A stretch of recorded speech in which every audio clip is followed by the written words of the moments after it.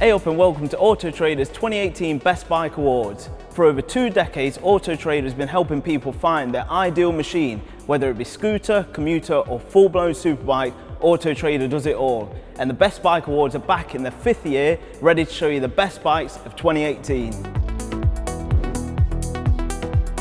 The new GL1800 Goldwing simply has to be our best tour of 2018. It's a big bike with lots of features, lots of toys, and it's bang up to date now as well. It looks really nice. It's 90 pounds lighter, but it's also got more power and torque. So the power to weight ratio is really good. It's super comfortable, and even for someone who's really short like me, I can actually get both feet on the floor. The Honda is £5 more than the equivalent BMW, but for that extra you're getting a new engine, a smaller, lighter chassis and loads of gadgets including hill assist, stop start and keyless ignition. Yes, it's £30,000, which is a lot of money, but it's a hell of a lot of bike too.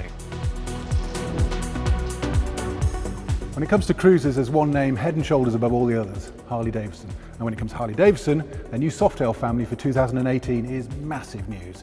They've got a new chassis with a monoshock rear end. They've got new Milwaukee twin engines, which are more powerful and torqueier than before. You get the traditional Harley feel and look, but with the new suspension, new seating position, new brakes. The Fat Bob comes at £16 and it's popular, with used bikes still holding their value. And if you thought Harleys were bikes from a different era, well now they're bang up to date. Yamaha's old Tracer 900 was pretty much the best all-rounder stroke sports tour in its class. It had a perky engine, a great chassis, was affordable, pretty much did everything you wanted. But they've improved it twice for 2018. First, the base version gets a longer chassis, an uprated engine, new ergonomics, new bodywork, and then there's this, the 900 GT version. It's just a smidge over 10 grand. You get heated grips, you get quick shifter, fully adjustable suspension. Loads of luggage capacity while still retaining that agile feel, and pretty decent wind protection means long distances aren't a drag. So the old Tracer was a great bike. This one's a great bike, better and posher. Win-win.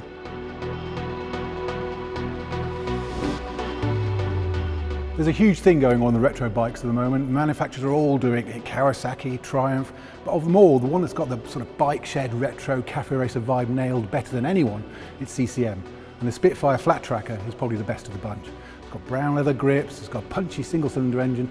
With no catalytic converter, no big exhaust, no airbox, built in real small limited numbers. It is just an absolutely beautiful bike.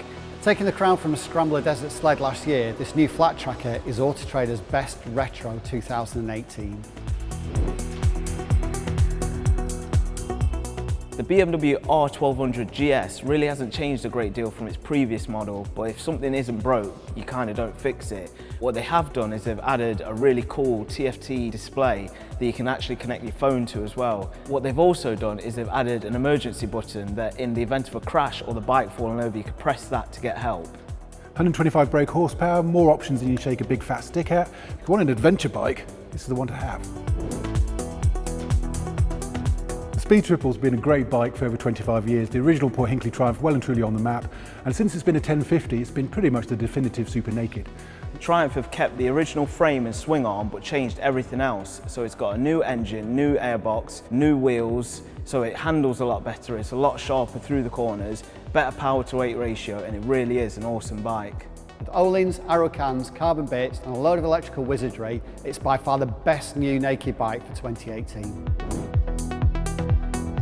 Easy on the eye and easy to ride, the SV has always been a proven good solid bike with a strong loyal group of followers. There's loads of finance offers and the dealer networks are brilliant. At £5.5 grand is a really affordable bike and you get a lot for your money. You could say Suzuki are latecomers to this whole retro cafe racer scene, and you'd be right. The SV650X isn't exactly the most credible retro of the lot, but what it does do is take the base Suzuki SV650, which is a great V-twin roadster, give it a little bit more added retro style, give it a few extra features, it's got a little bit extra attitude, a little bit more fun, a little bit more street cred, and at well under £6 grand, that makes it a great middleweight. Italian Marca Pulli have long been kings of the 17 or 125 scene, especially with its RS4 sports bikes. Their style, their pizzazz, their performance have long been top of the tree. But now this SX125 version uses all that performance, energy, style and Italian flair and puts in a supermoto package which makes it easier to ride, just as much fun, is great at skids and wheelies, great at showing off to your mates, and is actually fairly affordable too at about £3.5 grand. Basically, the newer Euro 4 version of the old two-smoke bikes which ruled the car parks and back lanes.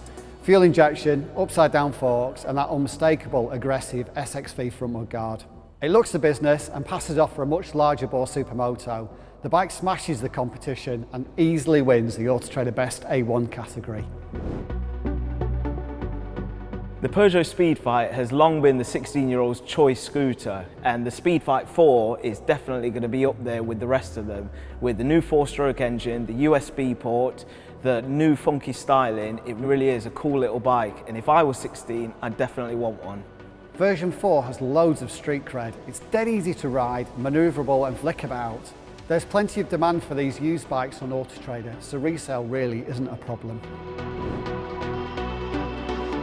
The Kawasaki Ninja 400 with 44 brake horsepower is a really safe but usable amount of power, matched with great handling, great brakes, a really good riding position and great styling.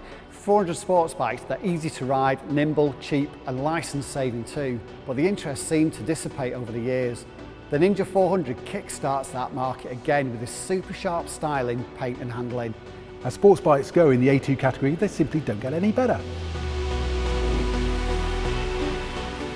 Only Honda could build a scooter as nutty as the X-ADV. It's got it all. It's part scooter, part off-roader, part luxury limousine. With 53 brake horsepower, Honda's DCT box, highest stance, it really is a fun bike to ride and it looks absolutely awesome. Yes, it's nearly 10 grand, but you get a hell of a lot for your money and there's no other scooter quite like it. We're so glad it's here. Zipping around the city is a doddle, and come the weekend you can blast about on gravel tracks and green lanes confidently. It's often overlooked and hugely underestimated and deserves to be our 2018 best scooter. Why the Ducati V4S?